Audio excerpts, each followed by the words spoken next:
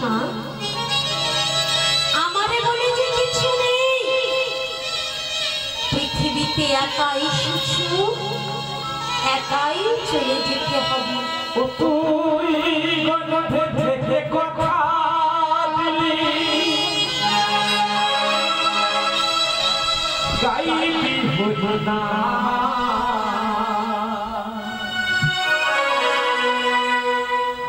জন্মের পরে ভুলে সকল কথার মা। গর্ভে থেকে যে কথা দিলাম সে কথা আমরা ভুলে গেলাম। ভগবানকে আমার গোবিন্দকে দেওয়ার কথা সবই ভুলে গেলাম। তাই কি বলছে, গর্ভে থেকে কথা দিবি গাইবি হবে না, জন্মের পরে ভুলে গেলি সকল কথার মা।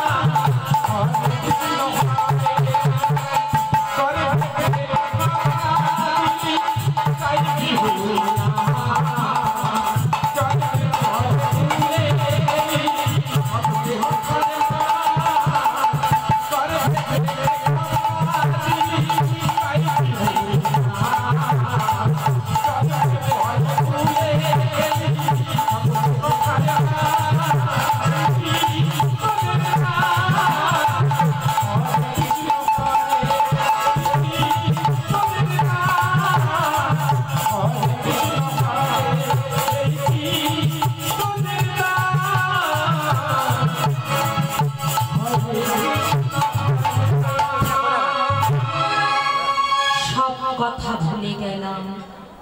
আমার পুত্র, আমার কন্যা, আমার বাড়ি, আমার গাড়ি, আমার আমার কন্যা। কিন্তু বাবা, যাকে আমার বলছো সে কি সত্যি তোমার? যার জন্যে করবে চুরি সেই বলবে চোর। যে সন্তানের জন্য সারাটা জীবন তুমি করবে, যখন সেই পিতা মাতা বৃদ্ধ হয়ে যাবে তখন সন্তানের মাথার বোঝা হয়ে যাবে পিতা মাতা। তখন সেই সন্তান বলবে বৃদ্ধ তো হয়ে গেছে, বিছানা সজ্জা হয়ে গেছে, এত কষ্ট পাওয়ার থেকে মরে গেলে ভালো হয়। কিন্তু ভগবান বললেন, পিতা মাতা শ্রেষ্ঠ গুরু করিতে শুনতে পাই, যাহাদের কৃপায় আমরা এসেছি। পিতা মাতা শ্রেষ্ঠ গুরু, এই কথা কে বলেছিলেন? ধর্মপুত্র যুধিষ্ঠির। একটু আমরা দেখব কুরুক্ষেত্রের যুদ্ধটা কতদিন হয়েছিল বাবা? বলে 56 দিন। হ্যাঁ বাবা, কতদিন হয়েছিল? 18 দিন। সবাই বলে 18 দিন, কিন্তু পূর্ণ হয়নি। 17 দিন এক বেলা, বাড়ি ফিরে গেছে। যুদ্ধের প্রারম্ভে, মানে যুদ্ধের আগে, কৃষ্ণ যুধিষ্ঠির দাদাকে বলেছে, দাদা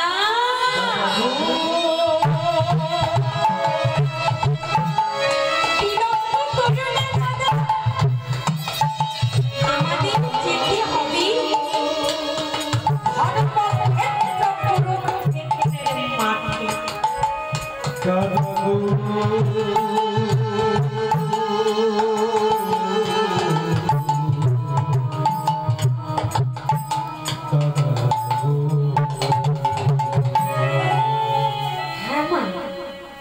যে জায়গাতে লাঠালাঠি হয়েছে, মারামারি হয়েছে, কাটাকাটি হয়েছে, রক্তের বন্যা বয়ে গেছে, মাটিটা লাল হয়ে আছে, তবু কেন কুরুক্ষেত্রের মাঠটাকে ভগবান আখ্যা দিচ্ছেন ধর্মক্ষেত্র কুরুক্ষেত্র?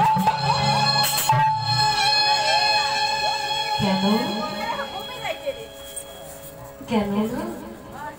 যারা যারা প্রাণ ত্যাগ করেছে, যারা যারা ওই কুরুক্ষেত্রের মাঠে প্রাণ ত্যাগ করেছে, কাউকে যে নরকে দেখতে হয়নি, সবাই যে আমার গোবিন্দের চরণে থাকবে। তাই তো ভগবান সে জায়গাটাকে আখ্যা দিলেন ধর্মক্ষেত্র কুরুক্ষেত্রের। কৃষ্ণ যুধিষ্ঠির দাদাকে বলছি, দাদা দাদা বিলম্ব করো না দাদা, আমাদের যেতে হবে ধর্মক্ষেত্র কুরুক্ষেত্র। যুধিষ্ঠির দাদা বলছি, কৃষ্ণ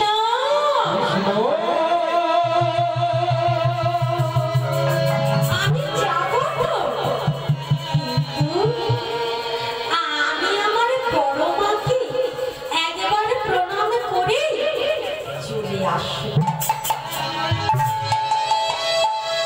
যুধিষ্ঠির দাদার বড় মাটাকে মা কথাটা শুনি কৃষ্ণ আমার চমকে উঠেছে।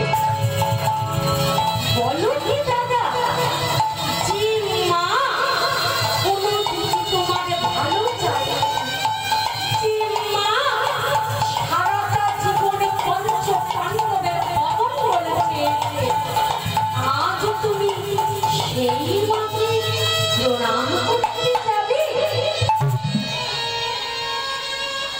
কৃষ্ণ, সে যে আমার বড় মা,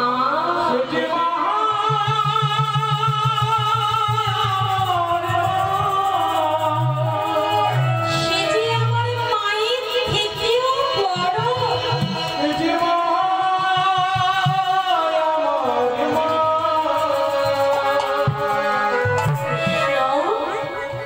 আমি বিলম্ব করব না, আমি যাব আর আসব।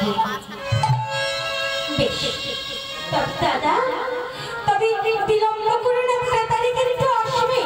হ্যাঁ হ্যাঁ কৃষ্ণ, আমি বেশি দেরি করব না, যাব, মাকে প্রণাম করে চলে আসব। যুধিষ্ঠির রাজা চলেছেন মায়ের কাছে। মা তখন কোথায়? মন্দিরে বসে আছে। কেন বলুন তো মা? সন্তানের মঙ্গল অমঙ্গল সর্বপ্রথম কে বুঝতে পারে? মা। মাটা ছোট্ট একটি শব্দের ডাক মা। প্রতিটি শব্দ কিন্তু দুটো করে আছে। বাবা, কাকা, মামা, জ্যাঠা, জেঠিমা, যাই হোক দুটো করে শব্দ আছে। কিন্তু আমার মা ডাকটা একটি শব্দ। মা ডাকটা খুব ছোট্ট, সন্তানের মঙ্গল অমঙ্গল সর্বপ্রথম আত্মীয়তা জানতে পারে। মা যে মন্দিরে বসে বসে প্রভু ভালোবাসা ছিল না। কোথায়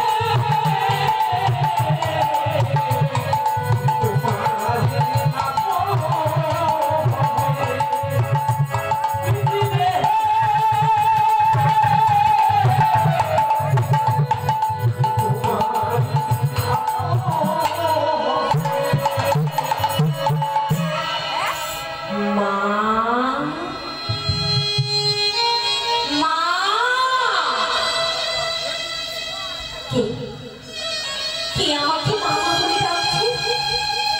মা, আমি যুধিষ্ঠির। যুধিষ্ঠির, কেন এসেছিস?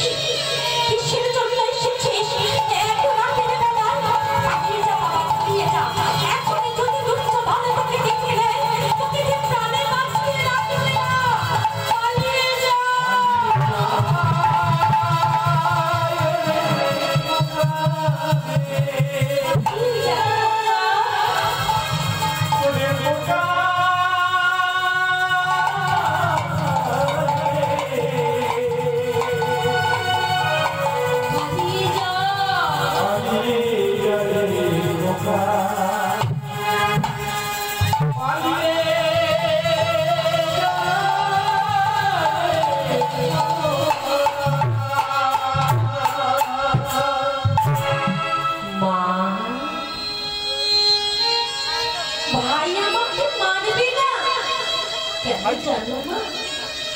এখনো যে আমার ভাইয়ের শত্রু হইনি।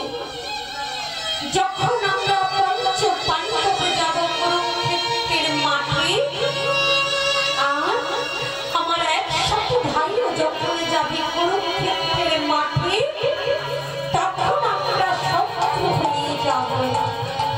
এখনো যে আমরা শত্রু হইনি। কেন এসেছিস?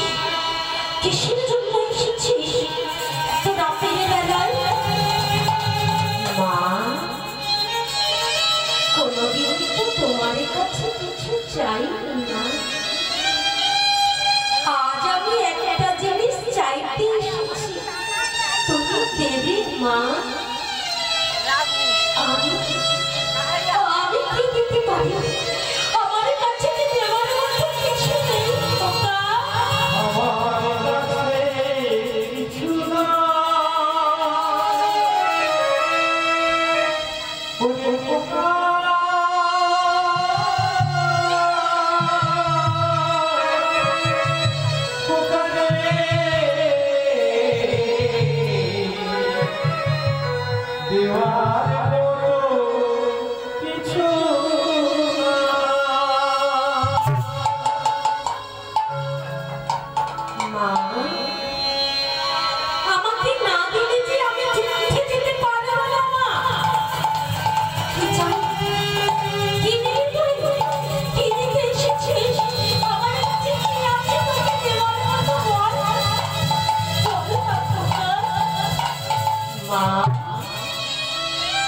আমার মাথায় হাত রেখে আশীর্বাদ করো।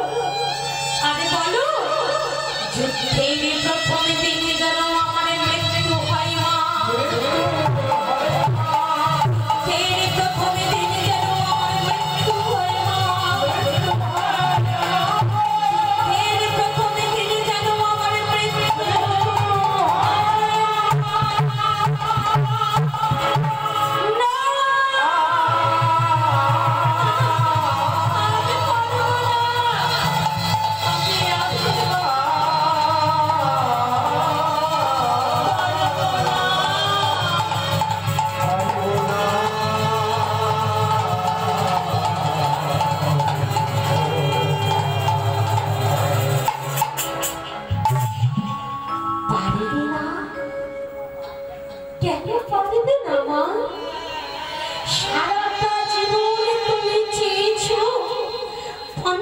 পাণ্ডবের অমঙ্গল হোক, পঞ্চ পাণ্ডবের মৃত্যু হোক।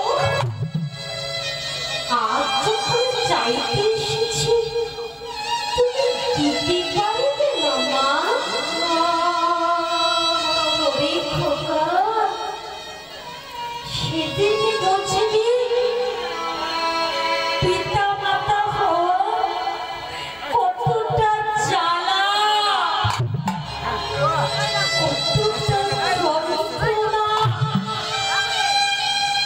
আজ বুঝবি না যেদিন পিতা মাতা হবে,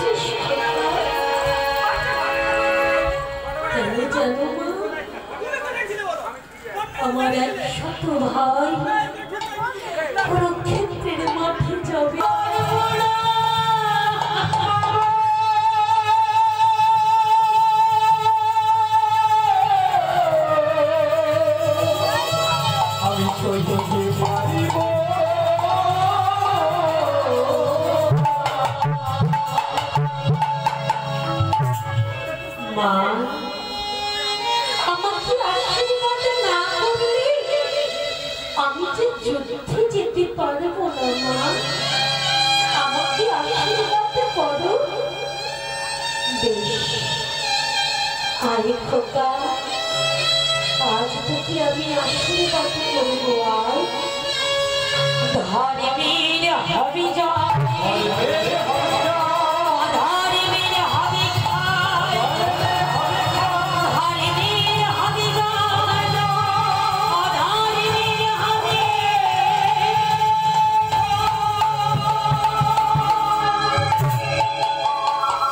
ধর্মের হবি যান আর অধর্মের হবি